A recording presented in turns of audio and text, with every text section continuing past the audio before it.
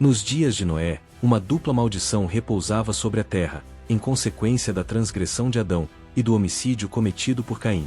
Isto, contudo, não havia grandemente modificado a face da natureza. Existiam indícios evidentes de decadência, mas a terra ainda era rica e bela, com os dons da providência de Deus. A raça humana conservava ainda muito do seu primitivo vigor. Havia muitos gigantes, homens de grande estatura e força, afamados por sua sabedoria, hábeis ao imaginar as mais artificiosas e maravilhosas obras. Procuravam tão somente satisfazer os desejos de seu orgulhoso coração, e folgavam em cenas de prazer e impiedade. Não desejando conservar a Deus em seu conhecimento, logo vieram a negar a sua existência. Adoravam a natureza em lugar do Deus da natureza. Glorificavam o gênio humano, adoravam as obras de suas próprias mãos. E ensinavam seus filhos a curvar-se diante de imagens de escultura. Nos campos verdejantes, e à sombra das esplêndidas árvores, construíram os altares de seus ídolos. Os homens excluíram a Deus de seu conhecimento, e adoraram as criaturas de sua própria imaginação, e como resultado, se tornaram mais e mais desprezíveis. Corromperam-se consequentemente. Viu o Senhor que a maldade do homem se multiplicara sobre a terra, e que toda a imaginação dos pensamentos de seu coração era só má, continuamente. A terra, porém, estava corrompida diante da face de Deus, e encheu-se a terra de violência. Gênesis 6, 5 e 11. Deus dera ao homem os seus mandamentos, como regra da vida, mas sua lei era transgredida, e todos os pecados imagináveis foram o resultado. A impiedade do homem era franca e ousada, a justiça pisada no pó, e os clamores dos opressos chegava até o céu. A poligamia foi logo introduzida, contrária às disposições divinas dadas ao princípio. O Senhor dera a Adão uma só esposa, mostrando sua ordem a tal respeito. Mas depois da queda, os homens preferiram seguir os seus próprios desejos pecaminosos, e como resultado, o crime e a miséria aumentaram rapidamente. Nem a relação do casamento, nem os direitos de propriedade eram respeitados. Quem quer que cobiçasse as mulheres ou as posses de seu próximo, tomava-as pela força, e os homens exultavam com suas ações de violência. Deleitavam-se na destruição da vida de animais, e o uso da carne como alimento, tornava-os ainda mais cruéis e sanguinolentos, até que vieram a considerar a vida humana, com espantosa indiferença. O mundo estava em sua infância, todavia a iniquidade se tornara tão aprofundada e esparsa, que Deus não mais a podia suportar, e ele disse: destruirei de sobre a face da terra, o homem que criei. Gênesis 6, 7. Por entre a corrupção prevalecente, Matusalém, Noé, e muitos outros, trabalhavam para conservar vivo o conhecimento do verdadeiro Deus, e conter a onda dos males morais. 120 anos antes do dilúvio, o Senhor, por meio de um santo anjo, declarou a Noé o seu propósito, e ordenou-lhe construir uma arca. Enquanto construía a arca, deveria ele pregar que Deus traria um dilúvio de água sobre a terra, para destruir os ímpios. Os que acreditassem na mensagem, e se preparassem para aquele acontecimento, pelo arrependimento e reforma de vida, encontrariam perdão, e seriam salvos. Deus deu a Noé as dimensões exatas da arca, e instruções explícitas com relação à sua construção, em todos os pormenores. A sabedoria humana não poderia ter concebido uma estrutura de tão grande resistência e durabilidade. Foi Deus quem fez a planta da mesma, e Noé o construtor-chefe. Foi construída semelhante ao casco de um navio, para que pudesse flutuar sobre a água, mas, em alguns sentidos, muito mais se parecia com uma casa. O material empregado na construção da arca era o cipreste, ou madeira de gofer, a qual estaria isenta de apodrecimento durante centenas de anos.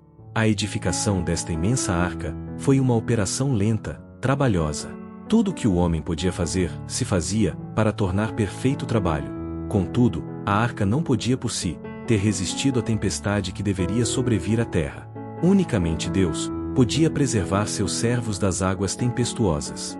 Pela fé, Noé, divinamente avisado das coisas que ainda se não viam, temeu, e para a salvação de sua família, preparou a arca, pela qual condenou o mundo, e foi feito herdeiro da justiça que é segundo a fé. Hebreus 11, 7. Enquanto Noé estava a pregoar sua mensagem de advertência ao mundo, suas obras testificavam de sua sinceridade. Assim foi que sua fé se aperfeiçoou, e se evidenciou. Ele deu ao mundo o exemplo de crer precisamente o que Deus diz. Tudo quanto possuía, empregou na arca.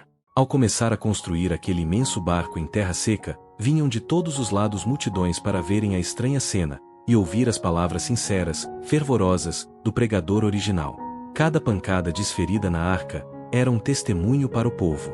Muitos a princípio pareceram receber a advertência, não se voltaram, todavia, para Deus, com verdadeiro arrependimento. Não estavam dispostos a renunciar seus pecados.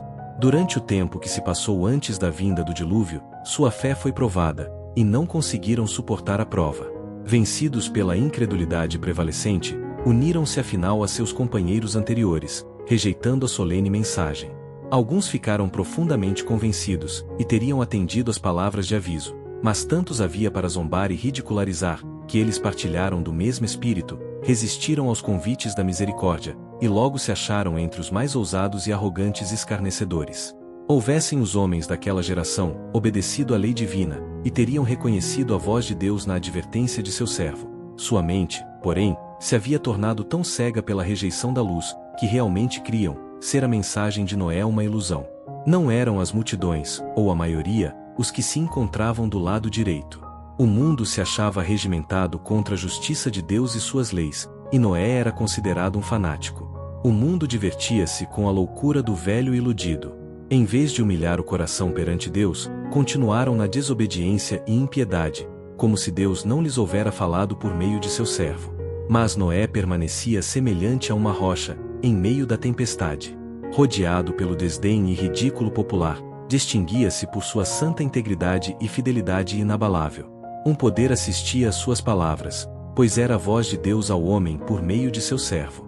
A ligação com Deus tornava-o forte, na força do poder infinito, enquanto, durante 120 anos, sua voz solene soou aos ouvidos daquela geração, com referência a acontecimentos que, tanto quanto poderia julgar a sabedoria humana, eram impossíveis. Muitos continuaram com suas festas e banquetes de glutonaria, comiam e bebiam, plantavam e edificavam, fazendo seus planos, com referência às vantagens que esperavam adquirir no futuro, e mais longe foram eles em impiedade, em desatenção arrogante às ordens de Deus, a fim de testemunharem que não tinham medo do ser infinito.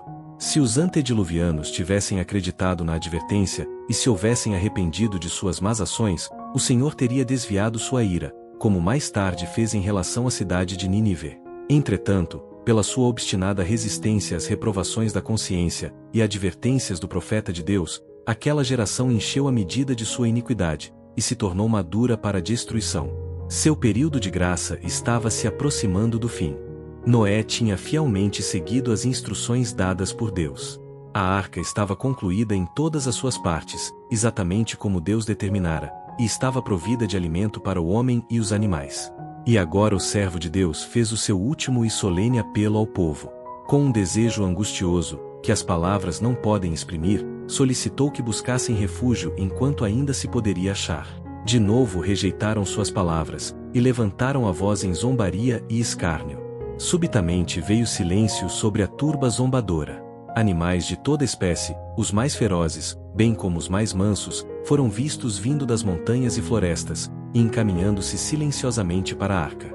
Ouviu-se o rumor de um vento impetuoso, e eis que aves estavam a ajuntar-se de todos os lados, escurecendo-se o céu pela sua quantidade, e em perfeita ordem passaram para a arca. Os animais obedeciam ao mandado de Deus, enquanto os homens eram desobedientes.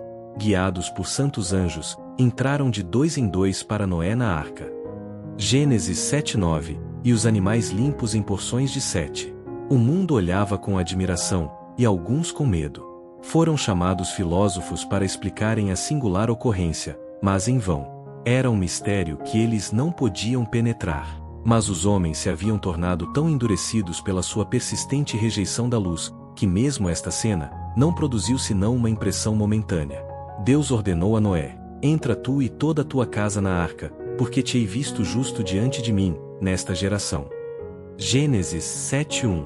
A advertência de Noé tinha sido rejeitada pelo mundo, mas de sua influência e exemplo, resultaram bênçãos para sua família.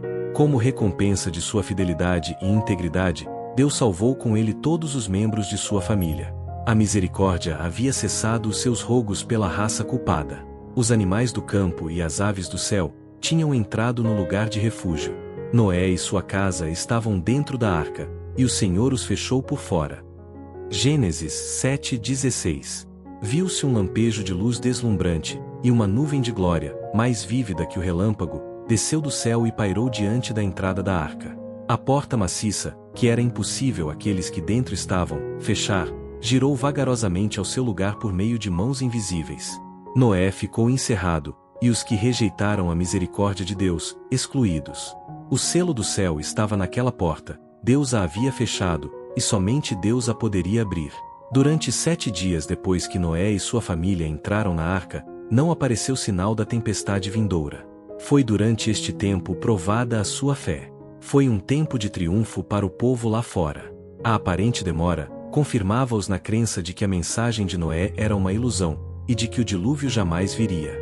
Apesar das cenas solenes que haviam testemunhado, a saber, os animais e as aves entrando na arca, e o anjo de Deus fechando a porta, continuaram eles ainda com seu divertimento e orgia, fazendo mesmo zombaria, daquelas assinaladas manifestações do poder de Deus. Reuniam-se em multidões em redor da arca, escarnecendo dos que dentro se encontravam, com uma arrogante violência a que nunca antes se haviam arriscado.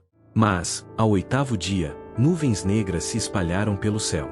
Seguiram-se o murmúrio do trovão e o lampejo do relâmpago. Logo grandes gotas de chuva começaram a cair. O mundo nunca havia testemunhado coisa alguma semelhante a isto, e o coração dos homens foi tocado pelo medo. Todos estavam secretamente indagando: será que Noé tinha razão, e que o mundo está condenado à destruição? Cada vez mais negros se tornavam os céus, e mais rápida vinha a chuva. Os animais estavam vagueando de um lado para outro, no mais desenfreado terror, e seus gritos discordantes pareciam lamentar seu próprio destino e a sorte dos homens. Então se romperam todas as fontes do grande abismo, e as janelas do céu se abriram. Gênesis 7:11. A água parecia vir das nuvens em grandes cataratas.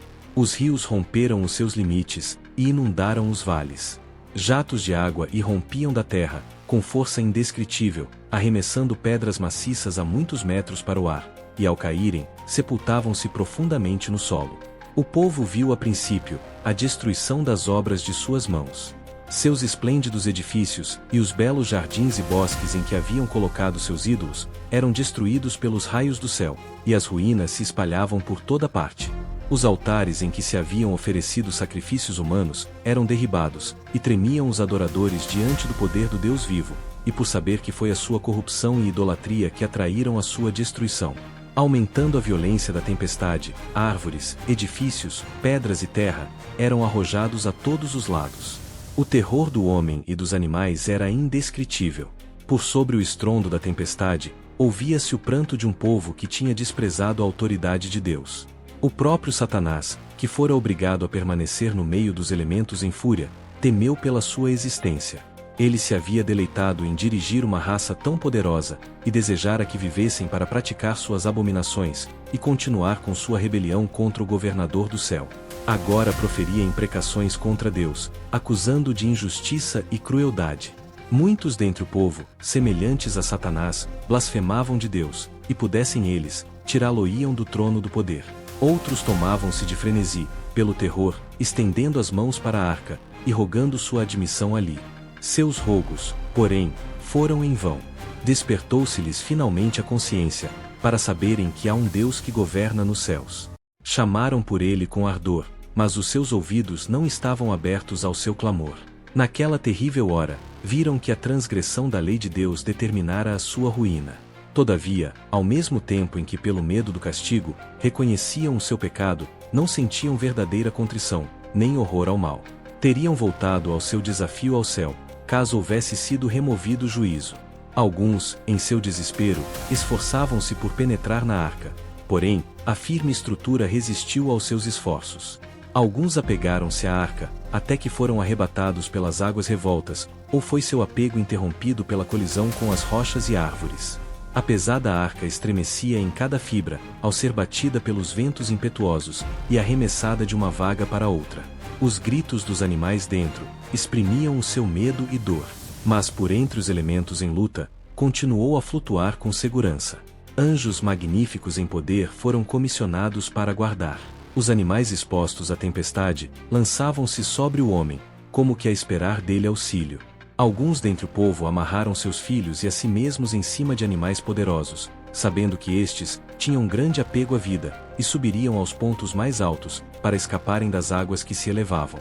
Alguns ataram-se a árvores altas, no cimo das colinas ou montanhas, mas as árvores foram desarraigadas, e com seu fardo de seres vivos, arrojadas às vagas fervilhantes. Um lugar após outro que prometia segurança, foi abandonado. Levantando-se as águas cada vez mais, o povo fugiu em busca de refúgio às mais altas montanhas. Frequentemente, homens e animais lutavam entre si, por um lugar, até que uns e outros eram varridos. Pela palavra de Deus, pereceu o mundo de então, coberto com as águas do dilúvio. 2 Pedro 3:5. As águas subiram 6 a 7 metros acima das mais altas montanhas. Pareceu muitas vezes a família, que estava dentro da arca, que deveriam perecer, tendo sido seu barco durante 5 longos meses, arremessado de um lado para outro, aparentemente por conta do vento e das ondas. Foi uma prova severa, mas a fé de Noé não vacilou, pois tinha certeza de que a mão divina estava ao leme. Começando a baixar as águas, o Senhor fez com que a arca flutuasse para um lugar protegido por um grupo de montanhas, que por seu poder haviam sido preservadas. Essas montanhas estavam a pouca distância uma das outras, e a arca moveu-se em direção àquele abrigo calmo, e não mais foi levada sobre o ilimitado oceano. Isto deu grande alívio aos viajantes cansados e arremessados pela tempestade. Noé e sua família ansiosamente esperaram o recuo das águas, pois almejavam sair de novo à terra. 40 dias depois que os altos das montanhas se tornaram visíveis, enviaram um corvo, ave de fino olfato, para revelar se a terra se tornara enxuta. Esta ave, nada encontrando senão água, continuou a voar da arca para fora e de fora para a arca. 7 dias mais tarde, uma pomba foi enviada, a qual, não encontrando onde pousar, voltou à arca. Noé esperou mais 7 dias, e de novo enviou a pomba. Quando ela voltou à tarde, com uma folha de oliveira no bico, houve grande regozijo. Depois, Noé tirou a cobertura da arca, e olhou, e eis que a face da terra estava enxuta. Gênesis 8:13. Ainda ele esperou pacientemente dentro da arca. Havendo entrado por ordem de Deus, esperou instruções especiais para retirar-se. Finalmente um anjo desceu do céu, abriu a pesada porta, e mandou o patriarca e sua casa saírem à terra, e tomarem consigo todos os seres vivos. Na alegria de seu livramento, Noé não se esqueceu daquele, por cujo gracioso cuidado, haviam sido preservados. Seu primeiro ato ao deixar a arca, foi construir um altar, e oferecer de toda espécie de animal e ave limpa, um sacrifício, manifestando assim, sua gratidão para com Deus pelo livramento, e sua fé em Cristo, o grande sacrifício. Esta oferta foi agradável ao Senhor, e uma bênção resultou, não somente ao patriarca e sua família, mas a todos os que vivessem sobre a terra. E o Senhor cheirou o suave cheiro, e disse o Senhor em seu coração: não tornarei mais a amaldiçoar a terra por causa do homem. Enquanto a terra durar, sementeira e cega, e frio e calor, e verão e inverno, e dia e noite, não cessarão. Gênesis 8:21 e 22. Para que não acontecesse, que a acumulação de nuvens e queda da chuva, enchessem os homens de um terror constante, proveniente do medo de um outro dilúvio, o Senhor animou a família de Noé, com uma promessa: eu convosco estabeleço o meu concerto, não haverá mais dilúvio para destruir a terra. O meu arco tenho posto na nuvem, este será por sinal, do concerto entre mim e a terra. E acontecerá, que quando eu trouxer nuvens sobre a terra, aparecerá o arco nas nuvens. E eu o verei, para me lembrar do concerto eterno, entre Deus e toda a alma vivente. Gênesis 9:11 a 16. Quão grande é a condescendência de Deus, e sua compaixão por suas criaturas falíveis, colocando assim o belo arco-íris nas nuvens, como sinal de seu concerto com os homens. A história de Noé nos mostra a força da fé, e o preço da desobediência. Mas essa é apenas uma das muitas vidas, que nos ensinam lições poderosas. A história de Noé é um poderoso exemplo de fé inabalável. Mas o que podemos aprender com outras vidas, que também se destacaram por sua integridade e coragem? Acompanhe a série Vidas que Falam, e vamos descobrir juntos essas lições. Te vejo no próximo vídeo.